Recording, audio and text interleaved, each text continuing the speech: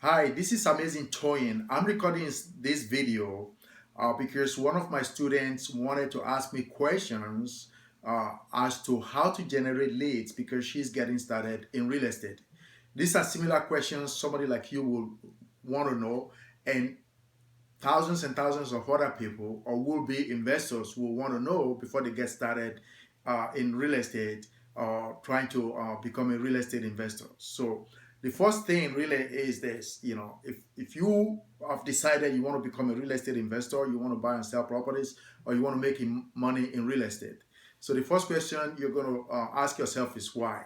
So once you answer the why question, then it allows you to determine what kind of leads you're going to generate. For example, do you need money right away? Do you need money long term? Do you want to buy property to live in? Do you want to buy property to flip right away? And so I'm going to let her ask some of the questions similar to what you might be thinking, and you didn't know who to ask. So, Thank you. So I appreciate your time, Amazing Toyin. We're going to talk about, I'm going to ask you questions related to generating leads because I've heard you say before, of course, it's very difficult to become a successful entrepreneur in real estate if you do not have quality leads. So, as a novice, where do I begin? I feel like it's a needle in a haystack. How do I find leads? um, so as stated earlier, once you know why you want to be in real estate, then the process of generating leads becomes a little bit simpler, right?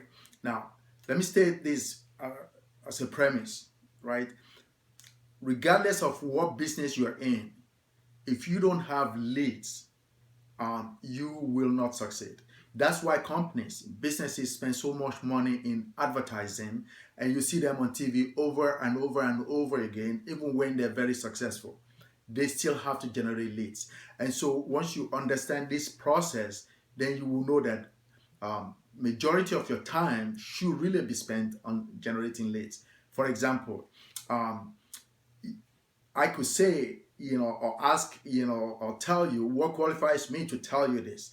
Well, I've been in this business for over 15 years and I've bought over 400 properties. So, in order to buy 400 properties, I've had to generate thousands and thousands of leads because every lead that you generate that becomes a deal is just one of the uh, percentage of leads you have to generate.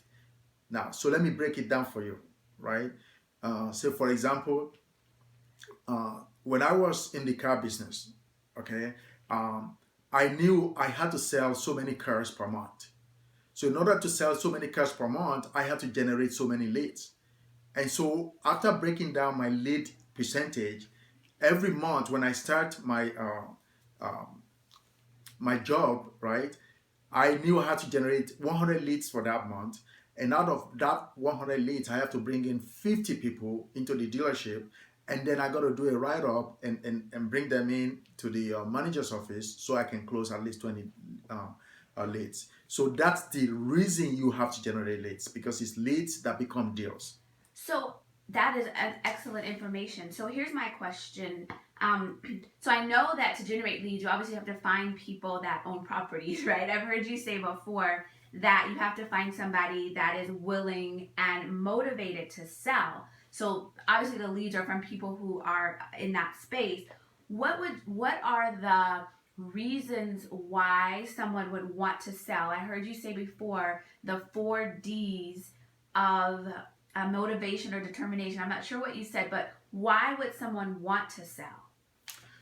Um, in the property business, everybody that sells their property has a reason for selling.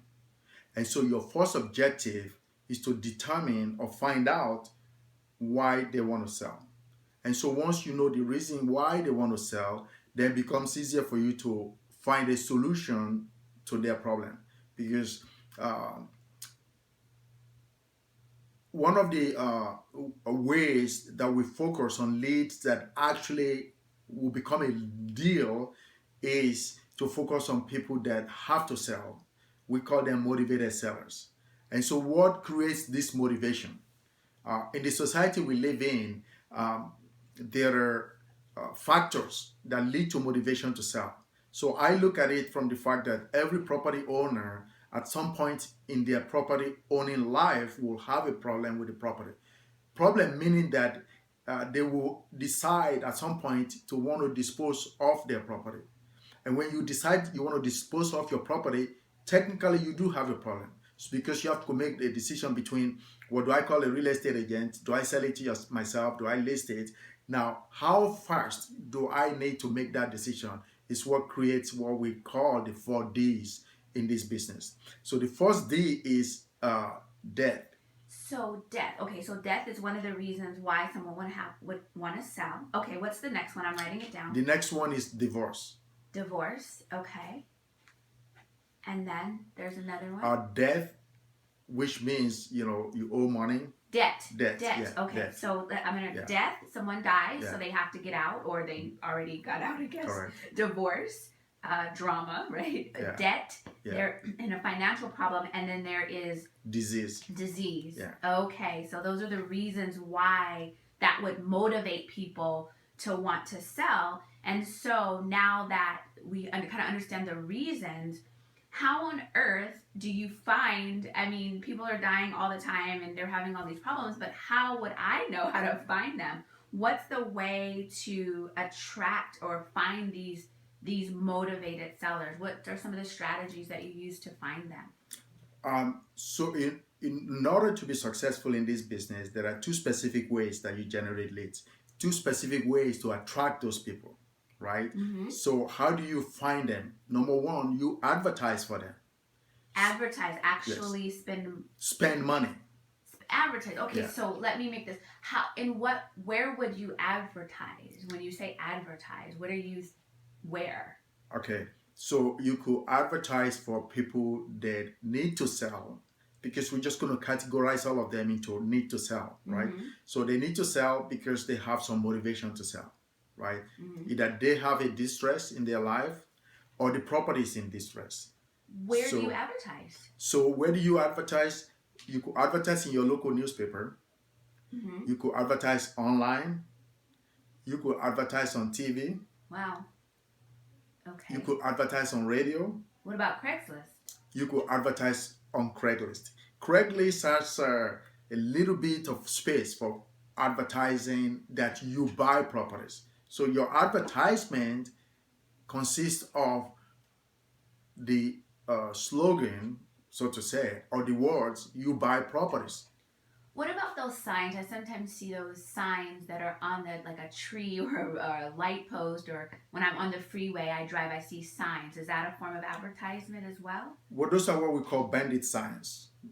Bandit meaning that it was put there by some bandit at night.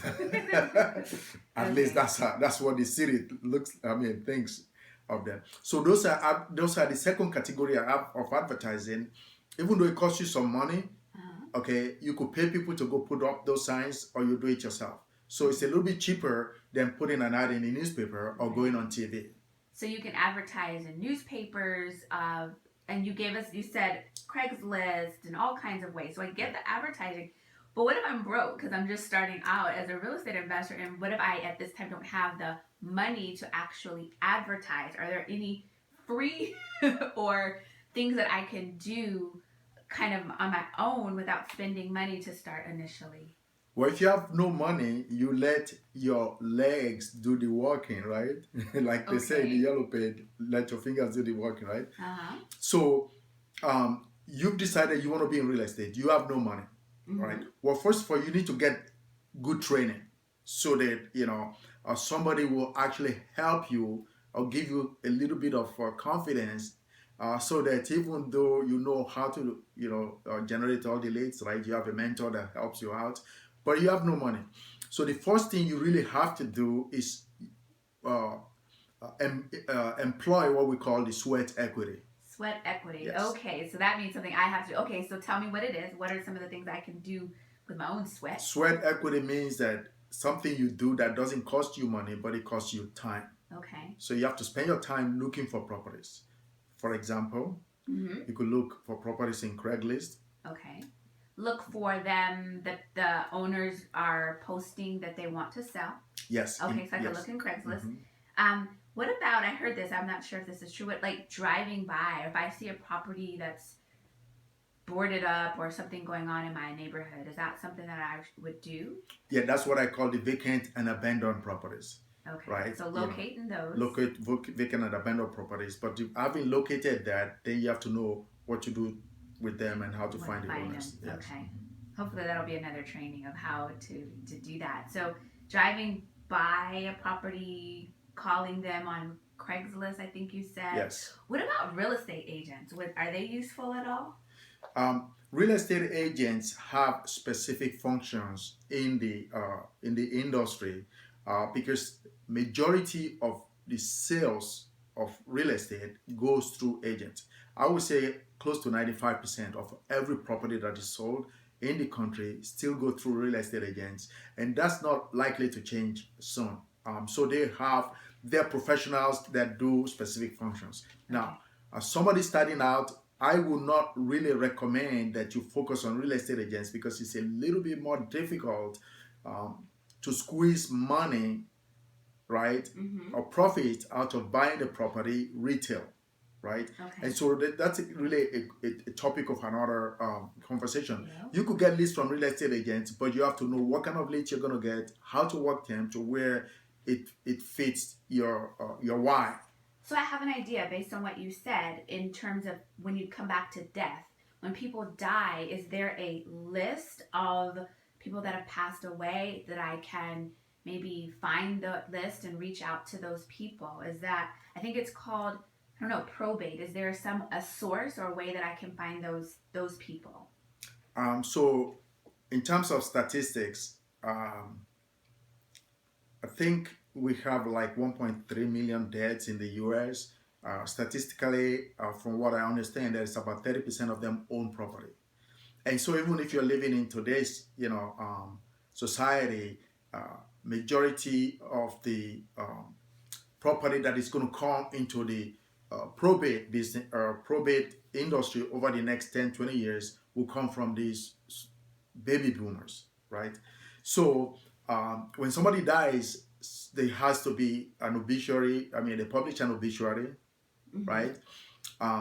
If the property is not in trust, it creates a probate to where they have to go to court and have a judge decide who's going to transfer title. So there's a list somewhere.